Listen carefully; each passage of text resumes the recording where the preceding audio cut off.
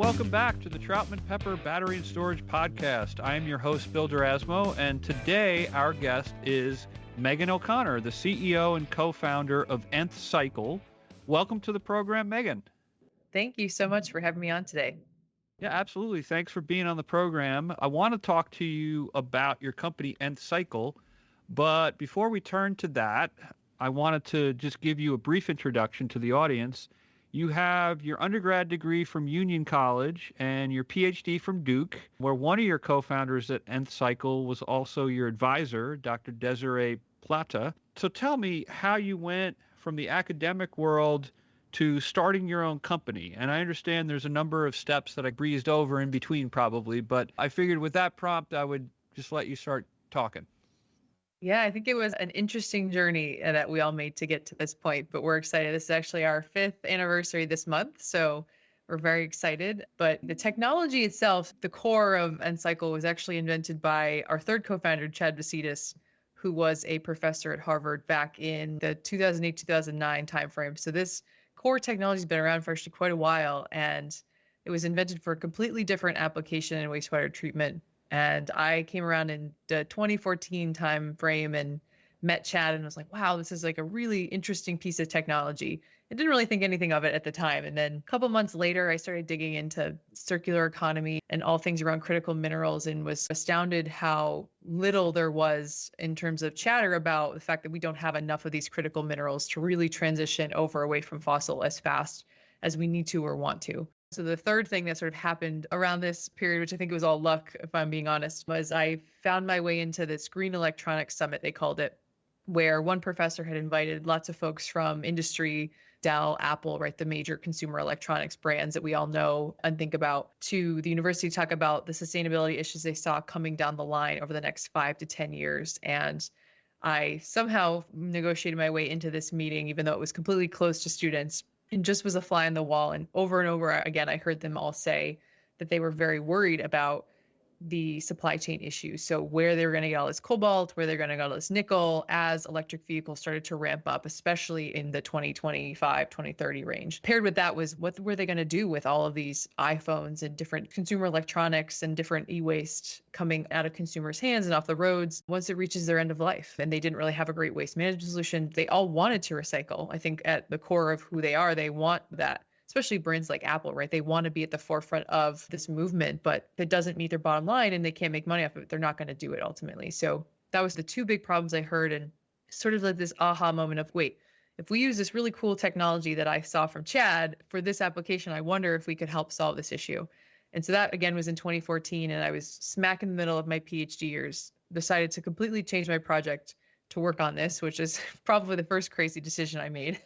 But we got it to work 3 years later, and then we're kind of like, oh crap, it works. Now what do we do? So it's all these good problems to have. We sat down at actually a bar in Boston near Harvard Square and decided, let's do this. Let's try to commercialize this and build a team that can help us really bring this out into the world. And so 5 years later, here we are. That's a fantastic story. That's like the all-American garage entrepreneur type of story. It's very inspiring, actually. I kind of like hearing about that. So let's fast forward to Nth Cycle. There's been quite a bit of discussion over prior podcast episodes on this program, but out there in the media in general, talking about second life options for batteries and battery materials. There's basically, you could take second life applications like taking car batteries and then using them in stationary storage for grid scale applications, or you could recycle the material. Start with walking me through where Nth Cycle fits into this picture. We work in a couple different places across the supply chain, both at the very beginning. So we work with mining and refining companies to actually help them mine this material out of the ground in a much more sustainable fashion. And then we also work at the very end. So with recycled goods, like you said, with EVs coming off the road, wind turbines coming out when they reach their end of life and when they're finally done. So I think second use definitely has a place, but we come in when you can no longer get any life out of this material anymore, and we reprocess it back into the minerals that can go right back into the manufacturing supply chain. And with Nth Cycle, this gets into, you were saying how one of your colleagues had sort of built a better mousetrap. How do you differentiate Nth Cycle from others that might be out there? The traditional way that you refine. I use the word refine because recycling and mining actually use the same chemical processing to pull these materials out, which I don't think a lot of people realize, which it fascinated me the first time I heard that. So the way we refine materials, whether it comes out of a battery or it comes out of the ground, is typically done in two ways. You can either do pyrometallurgy, which is just a really long word for you burn it in a furnace, so really high temperatures and pressures. They do this a lot in Asia. We have a couple of these in northern Canada. Or you can do the hydromedical route, which again, a very long word for just saying you basically dissolve everything in acid and then use lots of different chemicals and solvents to pull these materials out one by one. Both of these, as you can probably tell, very expensive setup. So we didn't invest in any of this infrastructure here in the States from a cost perspective and from an environmental perspective. They just don't meet a lot of the state's requirements. And they're usually only built out for one specific type of material. So it's very, I wouldn't say niche because they're using a lot of different applications, but one facility can be built out for one type of ore or maybe one type of battery. What Nth Cycle's technology does is takes the same feedstocks, but instead of building out a unit to just do batteries or to just do one type of ore, that one unit can take any type of material that has cobalt, nickel, rare earth metals and process it all into a valuable output. And we do it all with just electricity. So instead of using the large furnaces at high temperatures and pressures or all the solvents and acids, we put in a low amount of electricity and can pull out the same outputs. Fascinating. So you use electricity. So how does that work? How do you input the electricity just from retail service provider, that kind of thing? We do right now, yes. We're hoping to switch over to all clean energy eventually. The way it works, I like to think of it at a very high level, like a Brita water filter that you have in your home fridge. And they have that carbon filter in there, right? That cartridge. The way that works, right? You pour your water through and it non-selectively pulls out every metal that could possibly be in there, no matter what the concentration is. We're doing something very similarly where we have a water filtration unit with carbon, but we figured out a way to push electricity across that carbon filter to selectively remove one metal over another. And in our system, we have these carbon filters stacked in series where there's a different electrical current pushed across each. So you can imagine we pull out one metal on the first stage, another metal on the second, and so on and so forth. So we can selectively pull out these materials and leave behind what we don't want. So all the contaminants that tend to come along with the different wastes and ores that we process. So give me an example. If you've gotten a battery that might contain cobalt, lithium, manganese, whatever it is, how would you set that up in your system? Typically, when a battery comes off the road, it ends up at one of the collection facilities. So Nth Cycle is not in the logistics. We actually partner with folks who collect these and shred them down. And once these batteries are shredded, it's called black mass, which is a very generic term where you basically have the anodes. There's a lot of graphite and carbon in there. And then you have the cathode, which is all the good stuff that we're looking for, the cobalt, the nickel, the manganese. There's some lithium in there. So we take that black mass. We do a water-based digestion. So we basically turn it from a solid into a liquid. It then will go into our electrochemical filter. So very similar to that Brita filter I just explained. One stage will be set up to collect the cobalt and nickel, and then the manganese is separated out as well as the lithium. So it goes through simply one stage of filtration, and we can pull out those four different products. We pull out we can get the graphite, cobalt, nickel, the manganese, and then we produce a lithium brine. Very interesting. I never thought that Brita water filters would be relevant to this program, but they are apparently. That's right. Technology. Who do you see Nth Cycle mainly working with in the future? And just getting at who is your customer base? And also, is that evolving as the technology moves forward? Absolutely. There's really three verticals that we play in. The first is the scrap space. So as I mentioned, Nth Cycle technology is very unique in that we have a very large funnel, I call it, right? We can take in any type of feedstock that contains these materials and process them into the high valuable metals that we know and we use in manufacturing. So we work with any type of, they call it non-ferrous scrap. So we work with lithium-ion battery recyclers is one very small segment we work with. And then we also work with folks that have catalytic converters, any type of e-waste, catalysts from oil refining, really anything we can get our hands on that has that really great metal content in it that is typically mixed and just goes into a landfill or overseas to be refined. We try to do that here with the folks that we work with.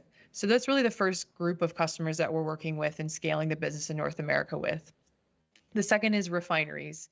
And that sort of tags along with mining, right? Typically, the miners that own the assets also have their own refinery the vast majority of the time. In the refining space, there's a couple different places that we work in. One is in the actual refining these materials. So when they take the dirt out of the ground that has these metals and they're processing it into the metals that we know what they look like, They typically lose like 40 to 50% of that really valuable metal. They call them bleed streams. So you can think of it just as waste material, even though it's really high value. We can go in with those folks and help them capture that lost material so that they can simply recycle it back into their own refinery.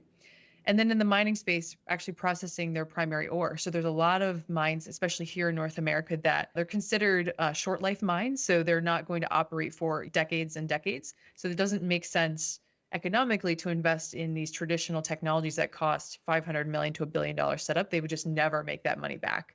So with our technology, orders of magnitude less in terms of capex, we can go in, process this ore, make our returns with under 10 years easily. So we can actually start to process more natural resources that we have here with a much lower carbon footprint. So we're not going to produce all the waste that you typically think of with mining. Let me shift gears for a second and just go a little bit out of the business space for Nth Cycle.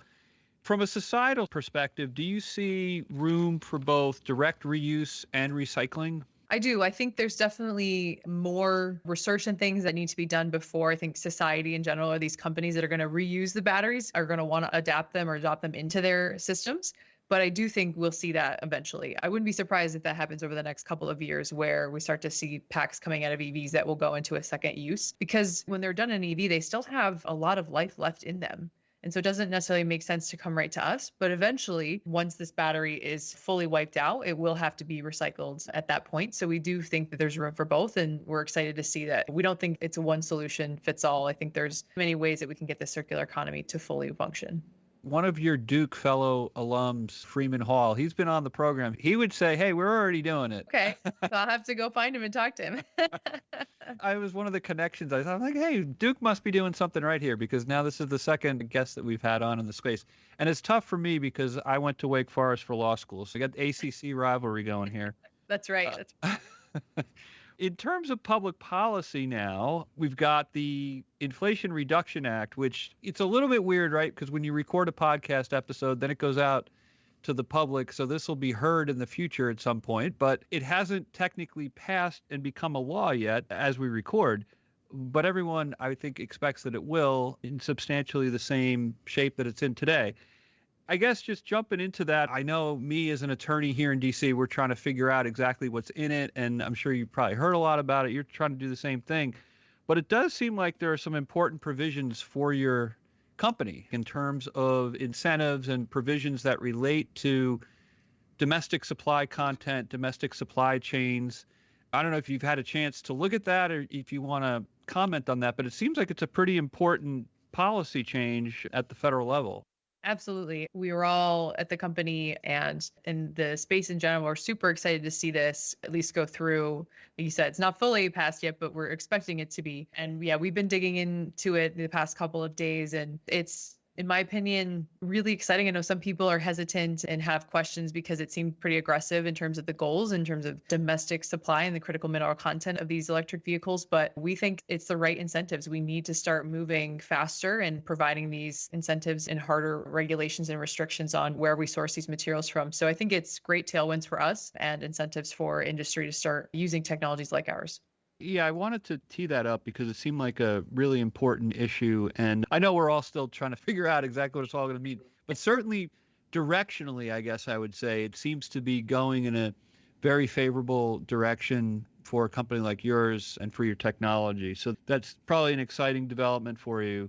I'll shift gears again. In reading up on what you do as a CEO, you mentioned that you have to be engaged in fundraising capital, which anyone who's involved in a newer company understands. So pretend we're at a conference and I'm one of the money people. Give me your elevator speech or some version of an elevator speech. All right. Depending on who I'm talking to, Nth Cycle has developed a new way to refine the critical minerals that we use in all of our products, from consumer electronics to all the clean energy technologies. We simply don't have enough of them, and we get them from places around the world that are undesirable for a variety of reasons.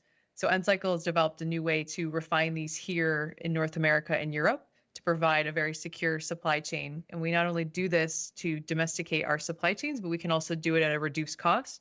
So we save 75% in terms of OpEx, as well as reduce the carbon footprint of these critical minerals by 75%. So it's a much cleaner way to produce all of the energy that we need for the future. Well, Miss O'Connor, you make a compelling case, and we're very interested in investing in your company. I wish it was that easy. Don't we all? I always find that part of it interesting. As you know from past episodes, we've had a lot of entrepreneurs on, and we always like to dive into the details of their company and their technology and everything else. But there's a practical side that involves, exactly as you say, being able to talk to the venture capital people, private investment community. And I can imagine that takes up a lot of your time and attention. It does. And I think we've been very fortunate to find a really great group of investors and the folks on our cap table who really believe in what we're doing and see how much this is needed. And we're very lucky in that sense. Very cool. Very cool. I looked at Nth Cycle's Instagram account, and I gather from a couple of posts that you enjoy distance running and working out on your Peloton. Both of those activities are near and dear to my heart. So tell me how you got into running and cycling and what your typical week looks like in terms of training.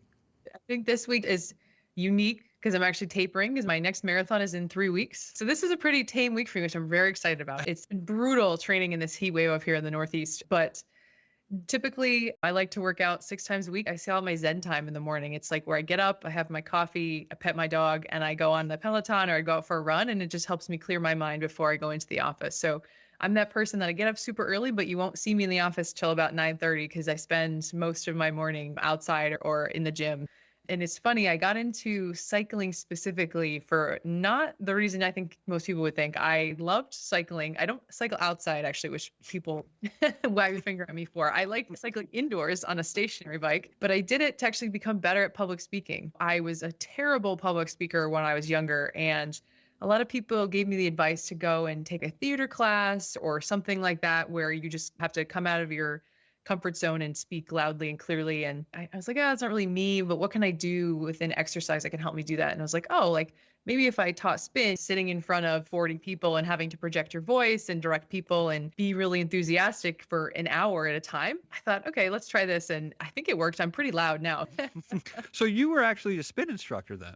I was a spin instructor, yeah, for many, many years. I just gave it up a couple years ago when I could no longer do both jobs. I do love it, though. I hope I can get back to it someday. But that is the really weird story of why I started in spin and ultimately got a Peloton. And I love seeing all the instructors because I know how hard it is. And it's just amazing what they do every day. See, now you're not going to get that kind of information anywhere else except on a podcast like this. That's We right. learned something new here. Megan is actually an ex-spin instructor, and she wants to return to it someday. That is very interesting. I have to say, I have big respect for those spin instructors, too. I am a distance runner first and foremost, and I'm always kind of like, cycling, whatever. And then you try to do one of those classes and you're wiped out afterwards. So if you do it the right way, it can be pretty challenging training. But I'm right there with you on both of those activities. I do cycle outside more than I use the Peloton, but I have a Peloton in the basement because it gets pretty cold in the East Coast during the winter. So we have that option as well. It's been great to have you on the program, Megan. We really appreciate you taking the time. We look forward to following Nth Cycle's growth. I'll give you a chance. Anything else you want to share with the audience? Anything else about Nth Cycle or how they can either get in touch with you or your company? Yeah, I think I'll say we have lots of job openings. We're looking for a couple folks for our commercial team if you're interested. We have a marketing position open and we're looking for a lot of great engineers. So if you're interested, please visit us at nthcycle.com and send your resume over. We're very excited to get passionate people in climate to come work for us. We're hopeful that you're also looking for good lawyers. So keep that in mind. Always. Always.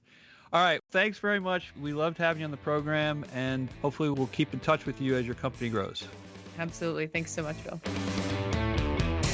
Copyright Troutman Pepper Hamilton Sanders, LLP. These recorded materials are designed for educational purposes only. This podcast is not legal advice and does not create an attorney-client relationship. The views and opinions expressed in this podcast are solely those of the individual participants. Troutman Pepper does not make any representations or warranties, express or implied, regarding the contents of this podcast. Information on previous case results does not guarantee a similar future result. Users of this podcast may save and use the podcast only for personal or other non-commercial educational purposes. No other use, including, without limitation, reproduction, retransmission, or editing of this podcast may be made without the prior written permission of Troutman Pepper. If you have any questions, please contact us at troutman.com.